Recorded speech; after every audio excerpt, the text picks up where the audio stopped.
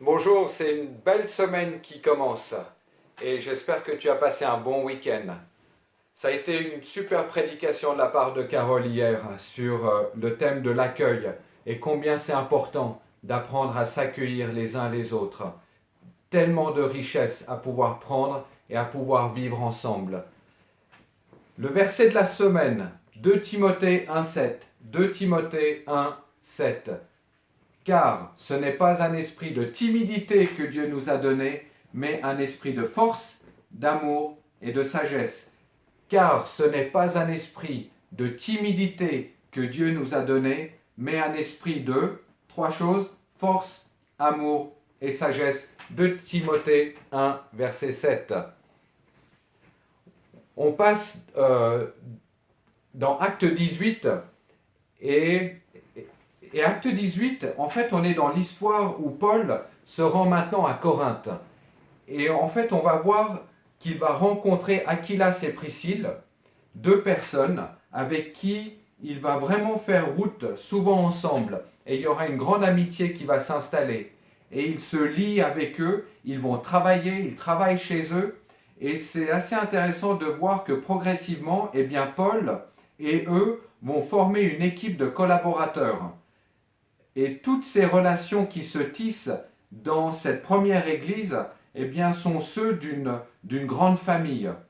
Ce thème de la famille, elle est très forte de nouveau. Et ils se connaissent les uns les autres. Ils vont travailler, ils vivent les uns envers les autres et ils vivent les uns avec les autres.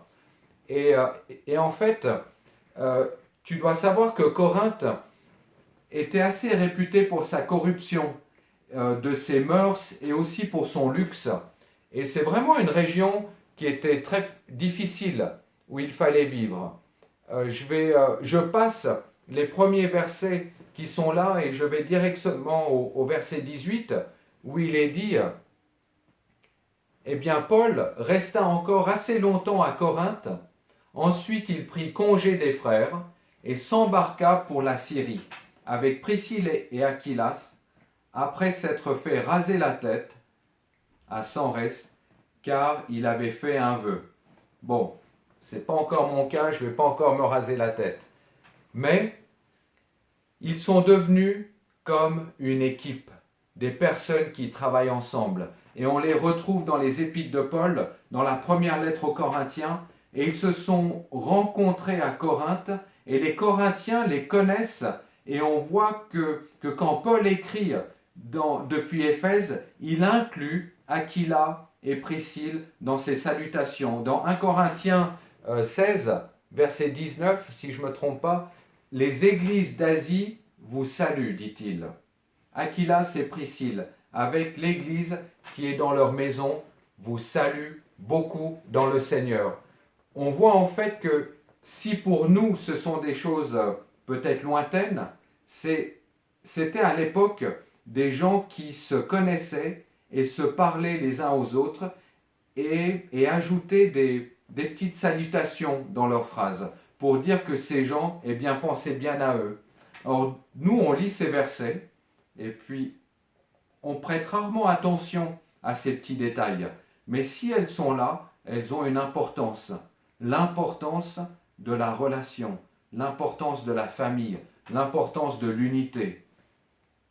Romains 16, verset 3 nous dit encore, salue aussi l'Église de la part de Priscille et Aquilas. Et Paul se trouve à Corinthe, une ville remplie de prostitution, de cultes rendus aux idoles. Et il y avait un culte extrêmement fort lié à Aphrodite. Et c'était un centre de prostitution et également un grand port qui veut dire qu'il y avait beaucoup de personnes qui passaient par là. C'était un lieu de transition qui menait aussi une vie qui était complètement disloquée. Et c'est assez intéressant de voir que Paul réussit à établir une église dans cette ville. Et on le voit au verset 9 à 11. Le Seigneur dit à Paul en vision pendant la nuit, ne crains point, mais parle et ne te tais point, car je suis avec toi et personne ne mettra la main sur toi pour te faire du mal. Parle, car j'ai un peuple nombreux dans cette ville. il y demeura 1 an et 6 mois, enseignant parmi les Corinthiens la parole de Dieu. Quel magnifique verset! Le Seigneur dit à Paul, le Seigneur te dit à toi, le Seigneur te dit à toi. Imagine que c'est Dieu qui te parle en vision. Ne crains point, mais parle. Ne t'étais pas, car je suis avec toi, et personne ne mettra la main sur toi. Et personne ne mettra la main sur toi pour te faire du mal. Quel beau verset! Parle, car j'ai un peuple nombreux dans la ville. J'ai un peuple qui pleure, l'adore. J'ai un peuple qui ne sait pas dans quelle direction il marche. J'ai un peuple qui sont en recherche.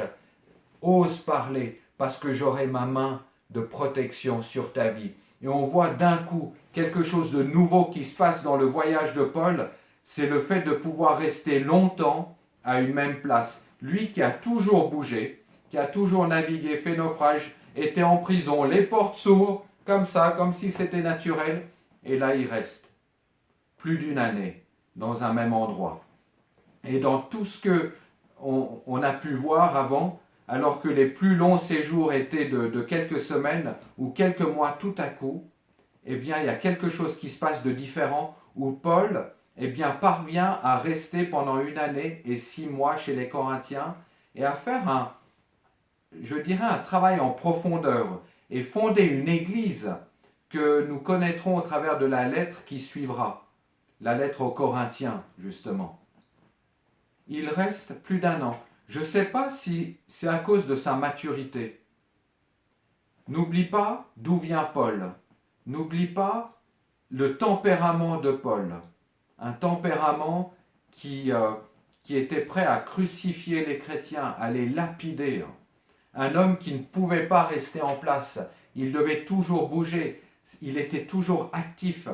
Et là, je pense que sa relation avec Dieu et surtout le fait de mettre son esprit à l'écoute de Jésus, à l'écoute de l'Esprit de Dieu, le rend plus sage, le rend plus docile, mais aussi le rend attentif parce qu'il n'a rien fait pour son propre gain, comme il le dit, même si Paul pouvait lutter avec sa propre chair, mais il fait tout pour le gain de Dieu, pour le royaume de Dieu. Et l'opposition que Paul avait l'habitude de rencontrer de la part des Juifs, de ceux qui refusaient son message lorsqu'il enseignait dans les synagogues, eh bien, ici, c'est plus la même chose qui lui arrive. Et il peut rester avec une équipe parce que dans cette ville, ils enseigneront une église qui va rester, qui va demeurer. Et cette amitié avec ce couple juif, Aquilas et Priscille, va lui faire beaucoup de bien. Au verset 8, Crispus, le chef de la synagogue, crut au Seigneur avec toute sa famille. Et on retrouve cet homme Crispus dans la première lettre aux Corinthiens, au chapitre 1, verset 14. Oui, c'est ça, verset 14. Et ces personnages qu'on voit eh bien, dans les actes se trouvent dans les épîtres de Paul. On les retrouve et il va s'en inspirer. Comme toi et moi, on peut parfois être inspiré par des hommes ou des femmes qui sont plus loin que nous dans notre marche avec Dieu. Et c'est des temps d'inspiration, mais c'est eux qui vont être inspirés par Paul. Et Paul va les utiliser, Paul va les mettre en place. Et c'est impressionnant de voir qu'ils se connaissent et savaient qui étaient les uns et les autres. Et ce qui est beau, c'est de pouvoir voir que dans ce tissu de relations, on perçoit une grande famille. Les gens vivaient ensemble et se connaissaient. Et là où j'aimerais peut-être te rendre attentif, sur le fait que Paul avait une très grande mobilité dans ses collaborateurs. Non seulement Paul était un homme mobile, allant de lieu en lieu, et on voit aussi qu'il change de collaborateur. Et ça nous donne un certain nombre d'indices sur la manière de travailler dans la première Église. Ils n'étaient pas du tout fixés à une seule équipe, et ils avaient au contraire l'habitude de fonctionner avec plusieurs personnes, tenant compte des moments et des circonstances. Et Paul rencontre Priscilla et Aquilas à Corinthe, et ensuite il va avec eux en Syrie, et ils arrivent à Éphèse, et là Paul reste un petit moment, et il reviendra par la suite en laissant Priscilla et Aquilas à Éphèse. Par contre, il laissera une autre partie de son équipe à d'autres moments. Et je crois que ça nous montre une idée de ce que peuvent être dans la situation actuelle, peut-être d'une équipe qui change, d'une équipe qui évolue. Eh bien, ici, elle fonctionnait par rapport aux situations et en fonction de la ville ou des villes dans lesquelles ils étaient, en fonction des circonstances, en fonction de la disponibilité des uns et des autres. Et il fallait donc apprendre à travailler avec les uns à un moment et parfois travailler avec les autres à un autre moment. Et il fallait surtout avoir une certaine souplesse dans la manière de travailler ensemble. Et ça, c'est quelque chose d'extrêmement important dans notre manière de travailler. Souvent dans une église, on installe des anciens, on peut installer des diacres, on peut installer des responsables, et souvent nous les installons pour toute une vie. Et peut-être qu'on peut être installé pour une vie, mais on peut aussi être installé pour une saison. Et je pense que c'est très sain dans une équipe de revoir la place de chacun au fil des années. Non pas parce que la personne n'a plus sa place, au contraire, elle doit pouvoir évoluer, elle doit pouvoir redonner ce qu'elle a appris.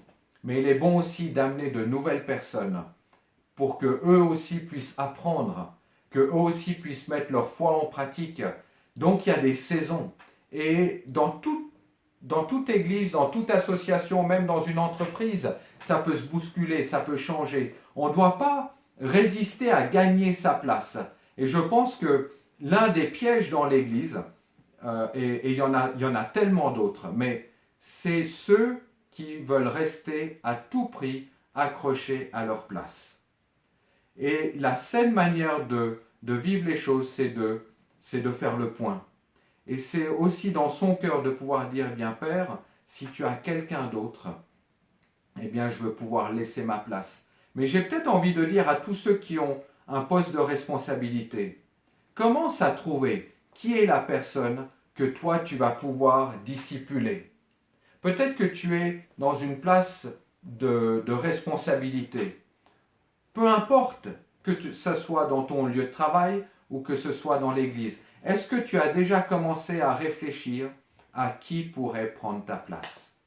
Est-ce que tu as déjà pu réfléchir dans ce sens en te disant, eh bien, ce n'est pas mon territoire, que ce soit dans la louange, que ce soit dans un instrument de musique, que ce soit comme chanteur, que ce soit comme responsable de cellule, que ce soit dans la finance de l'Église, que ce soit comme pasteur, que ce soit comme ancien, comme diacre.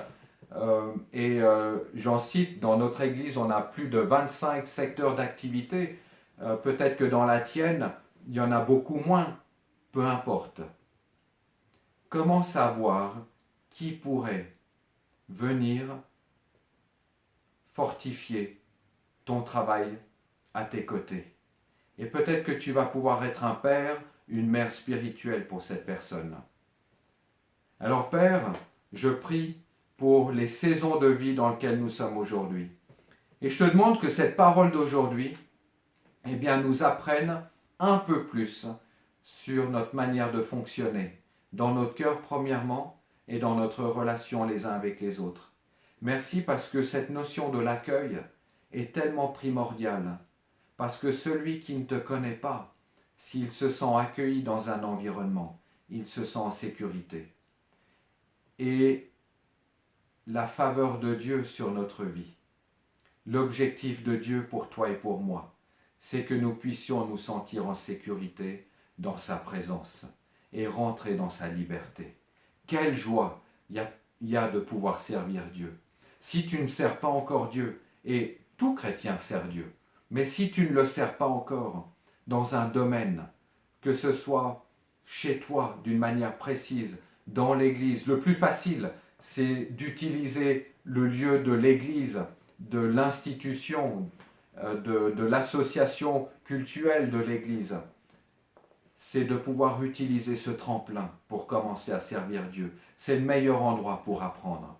Alors réfléchis dessus. De quelle manière tu pourrais servir Dieu, comme les apôtres avaient cette relation amicale, familiale, et où ils se sont mis à servir pour le royaume de Dieu. Alors sois béni dans cette journée. À demain.